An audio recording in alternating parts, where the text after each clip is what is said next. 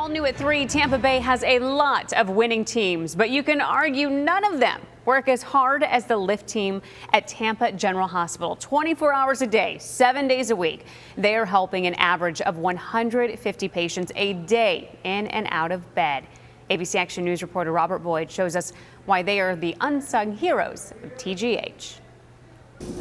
Before I started here, I didn't even know it was a thing to do at a hospital, but it's actually pretty unique to Tampa General. Noah Miller is one of about 30 injury prevention technicians to make up the TGH lift team. A lot of the times, many patients don't think they can get out of these beds, but honestly, we can work with any patient to get to the chair wherever they need to be. Manon Labreche helped start the lift team back in 2002. At the time, it was the first of its kind in the state. This was an initiative to really reduce injuries amongst nurses, but what we didn't realize, fast forward 20 years later, is not only does it help to protect the nurses, but it's a huge patient satisfaction. Since the team was put in place, TGH has seen the amount of patient handling injuries reduced by 71%. Nurses lift on average 2.2 tons a day. That's a lot. TGH nurse Danielle Falk has worked at other hospitals. She's experienced firsthand what it's like not to have a lift team. People acquire lots of back injuries, and I actually asked them if they have a lift team, and they laughed and they're like, does that really exist? The TGH lift team only continues to evolve, investing millions of dollars in new equipment.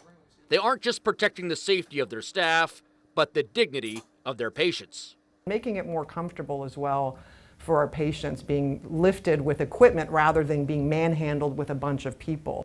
Gary is recovering from chest surgery. When he saw the lift team, he knew he was in good hands.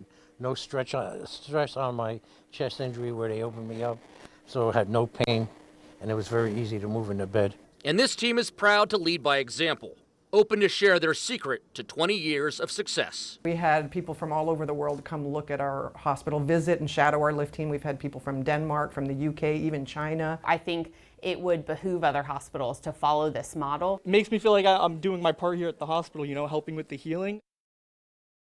And our Robert Boyd joins us live now. Incredible people with what they're doing. So the question is, one, I would assume that you would have to be physically fit to some extent in order to do this, but are there any other criterias? Well, really, no. It's an entry-level job. They're going to teach you everything you need to know in a 10-week course. You don't need any kind of medical background. And really what they're looking for is not people interested in the medical field, but customer service. People who are just nice, personable, understanding of the patient's needs. That's really what it comes down to. And really, they are the unsung heroes of the hospital. Yeah. And TGH holds them in such high regard that they want to offer them a special certification once they pass this course, which would allow them to go other places and do this kind of work. Really want to give them the credit that they deserve. Yeah, and you said a more dignified way, yes. Just because you're so vulnerable at that point. Yes, the nurses are just as happy as the families in the hospitals because, again, they know that it is such a sensitive topic, when you have to lift people in and out of bed, but the TGH does it, again, in the most dignified way possible. Fantastic story. Thanks for showing humanity is still alive and well, my friend. Yes. Appreciate you.